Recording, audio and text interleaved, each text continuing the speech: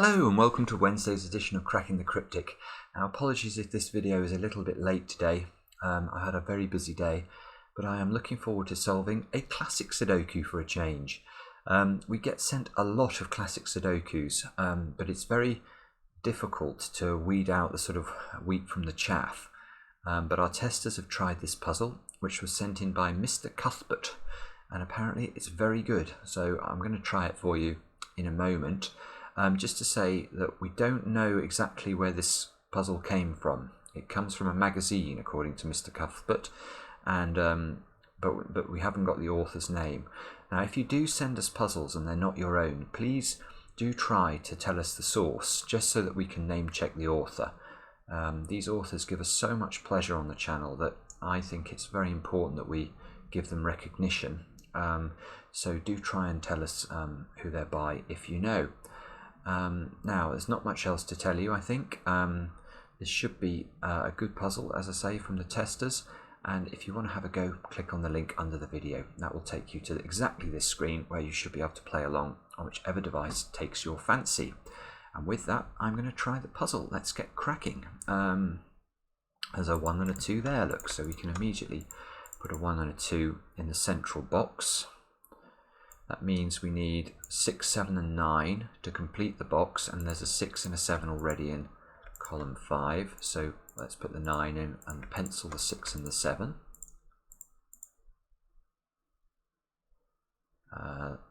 Fours. These fours interact nicely, give us a 4 here.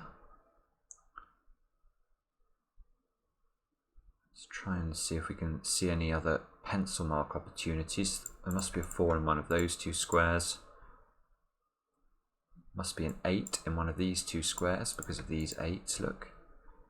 2s in one of these two squares.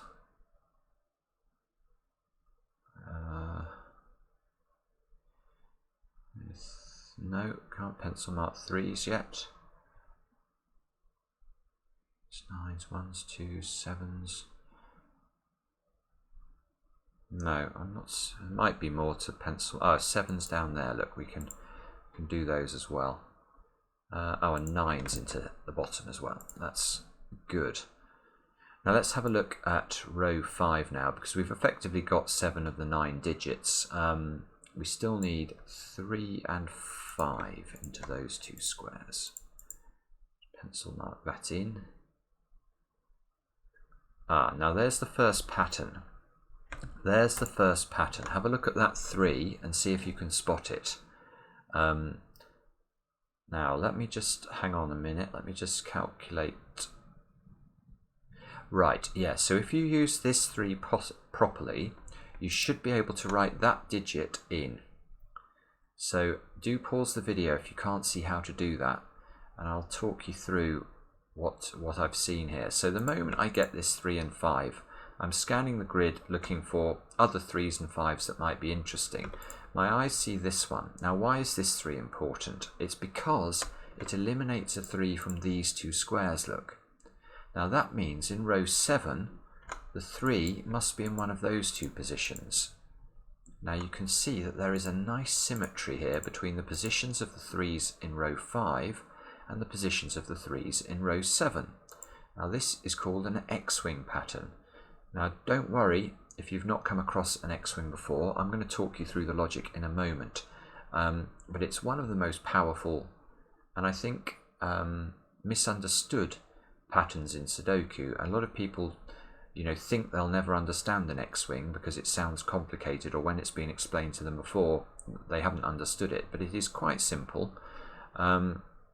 So let's look at row 5. You can see that there are exactly 2 positions the 3 can go in row 5. That's pretty obvious. And there are exactly 2 positions the 3 can go in row 7. So let's imagine we look at the finished solution and there was a 3 in this square. What would that mean? Well, you can immediately see it would mean that row 7 would have to have a 3 here.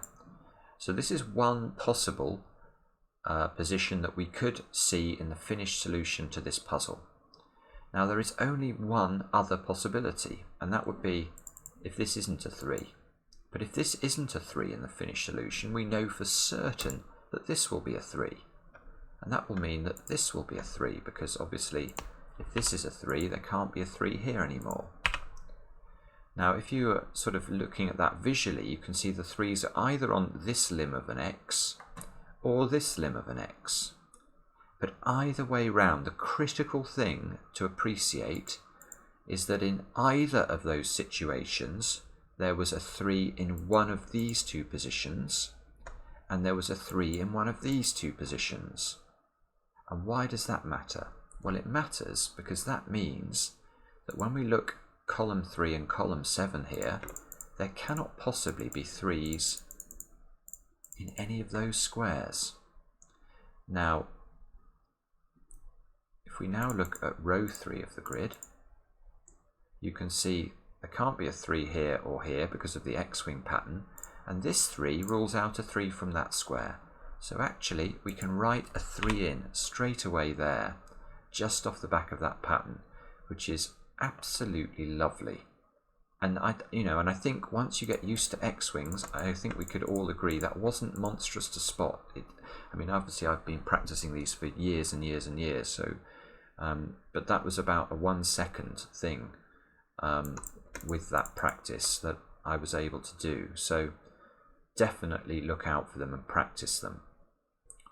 Now, unfortunately, I'm not actually seeing what that gives us. So you can see this row now, we've got 6 digits. So we're looking for 1, 2, and 8 to complete the row. That one can't be an 8. That one can't be a 2. Okay, so let's have a look at column 5 now. We've got effectively 7 digits in this column as well, so those two squares have got to be 5 and 8, I think.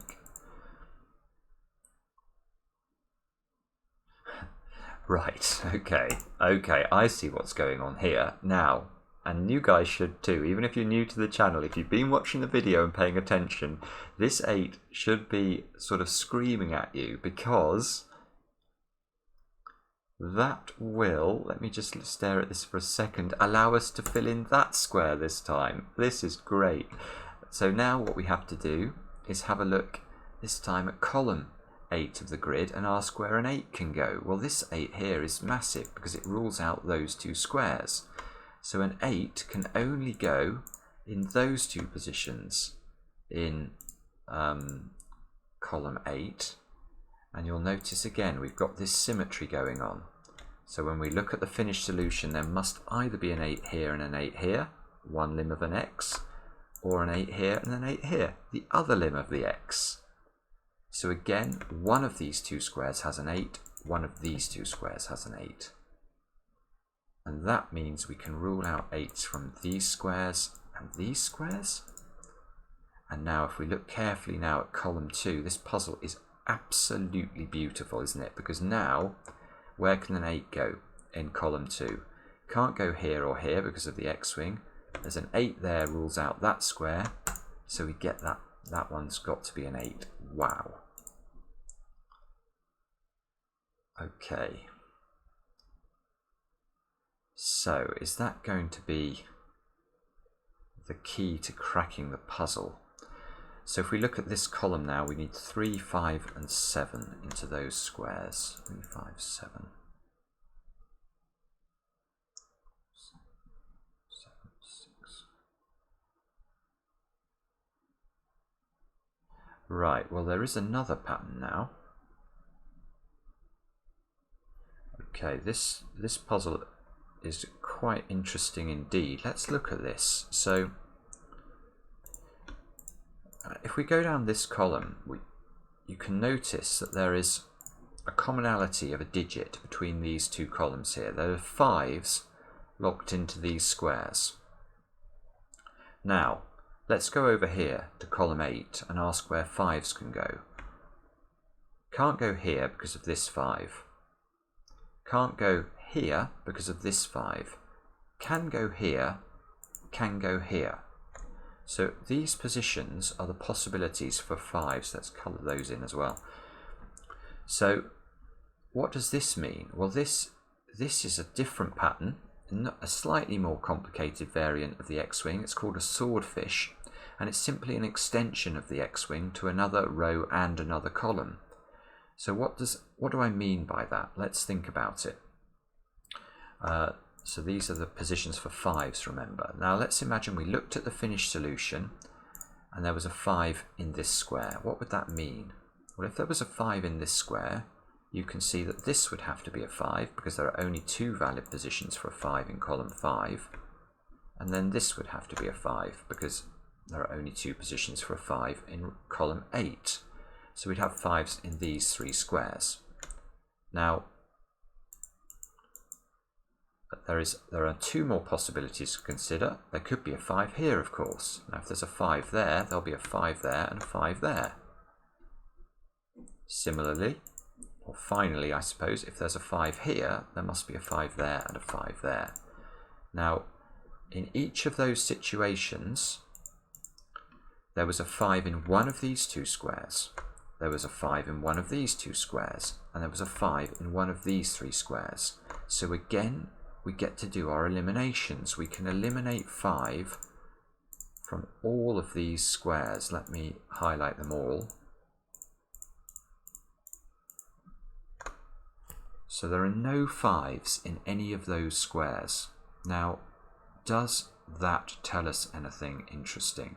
Now, some of these squares obviously are not in any way interesting. The Swordfish eliminating 5s from these squares, for example, makes no difference. There was a 5 here already.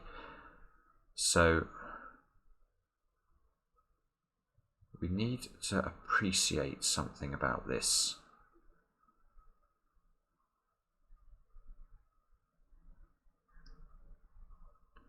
Sorry, let me stare at this for a few seconds, because this must be what we're meant to see.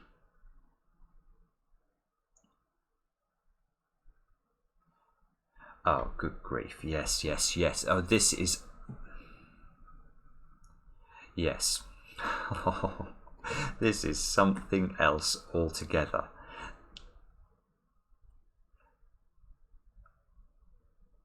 Hang on, I'm just checking. Yes, it is there. Right. No, we do need to look at this. But we have to be very, very cunning here, because we have to remember that as 5s are eliminated from the yellow squares here, that has an interaction with the 8 X-wing that we found. So if you remember where the 8s were, they were in this square, this square, this square, and this square. So actually, every yellow square here also cannot contain an 8 either. Now, why is that interesting? And I think it's interesting in relation to column 1.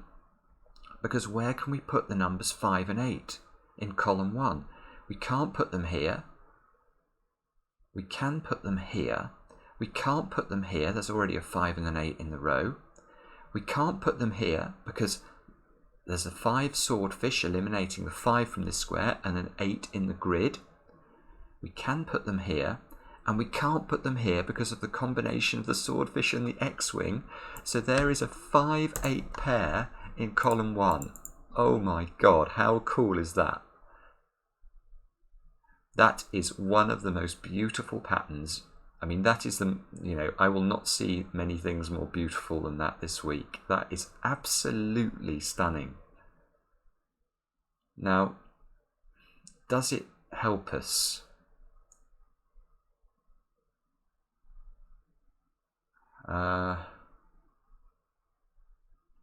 So let's have a look.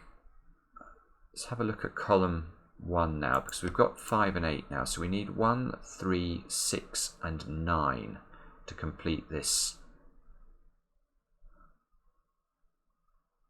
column. So this square can only be a 6 or a 9. This square can only be 3, 6, or 9. It can't be 1.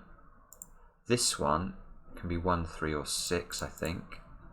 And this one can be 1, 3, or 9. So, I feel like I must be missing something there, because That must have been what we were intended to find, and I'm not quite seeing how to use it.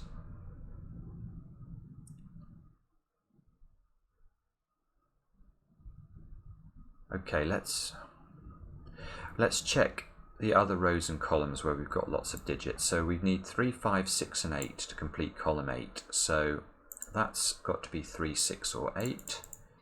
That's a 6, look, because there's a 3, 5 and an 8 in the row. So this square is a 6.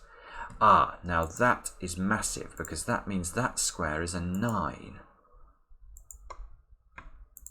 Eliminate 9s from those two squares now.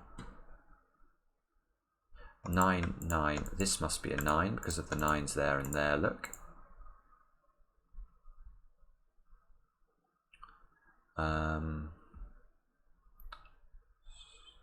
This can't be a 6 anymore. That can't be a 7, look, because of the 7 here. That gives us a 3, 5, 8 triple in row 1, which means this square is a 1. That means that square is not a 1. We still 3, this has got to be, what was it, 3, 5, 8 we said for this, so this is a 3 or a 5. Got to remember about the 3 X-wing as well. That's a 3, 5 or an 8. So the 3 X-wing was in, yes, so the 3 X-wing was affecting the columns, wasn't it? Let's just take a quick stare at that. Oh, so where does the 3 go in box 1? Oh my god. So this was a 3 X-wing, an 8 X-wing, a 5 Swordfish, and then back to the 3 X-wing again. These squares cannot be 3. This can't be a 3. That square is a 3. Oh my...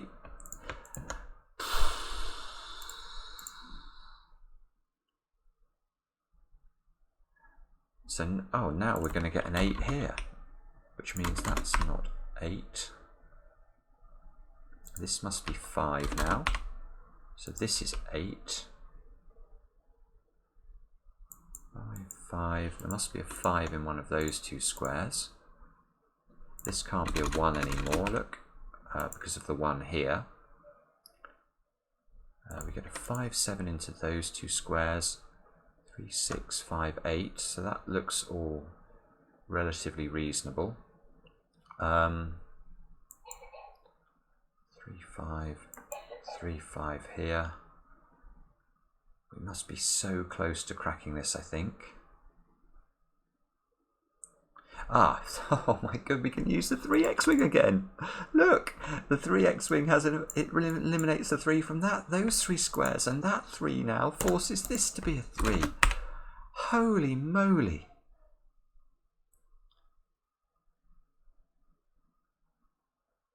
What a puzzle this is. You can see these squares, we've got a 3, 5 pair here, so these have got to be 1, 2 and 7 in some order. Now can we do any eliminating there? Well, we can eliminate 7 from this square because there's a 1, 2 here, so the 7 must be in one of those two squares, so this becomes a 1 or a 2. That marries up with its friend there, look. So actually we need 3, 5, 6 and 7. So this square, which can't be a 3 because of the X-wing, it can be a 5, it can be a 6, it can't be a 5 because of the Swordfish, so that must be a 6 or a 7. And that doesn't actually, I don't think it gives us anything, rather annoyingly. What a puzzle. Okay, so we've got 3 here. And we've got 3 here, so the 3 could still go, 3 must be in one of those two positions. It can't be down here because of the 3 X-wing, which I keep forgetting, but we need to remember that. So we arrive at this position. Now, 8s, look, these 8s interact, force an 8 into this square. That means that's a 5. That means that's an 8 down at the bottom. Oh yes, and now this is an 8, and this 8 is massive because this 8 takes up one of the corners of the X-wing. So the moment I place the 8 here, look, I now know that the 3s must be in these two positions on the X-wing. So we can fill those in. That's going to give us a 5 here. That forces that to be a 5 and that one to be a 3. That gives us the 6 here and the 3 here. The 5 fixes the 7 and the 6. This is one of the great Sudokus. I'm telling you that now. This is one of the greatest puzzles that we've ever featured on Cracking the Cryptic. It is absolutely beautiful. 6, 7. 7 here. My goodness me. This is a 7. This is a 1. We've now got a 1-9 pair at the bottom. These two squares should be 2 and 4, which we can now resolve. 4 and 2 must be like that.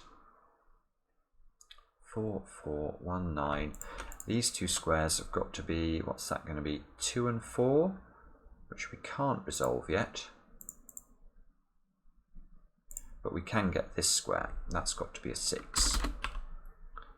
6, 6. This has got to be a 6. That's a 4, therefore. That fixes the 4 and the 2. That locks a 2 here, a 1 here, and a 7 there. That fixes the 1 and the 2 in the centre.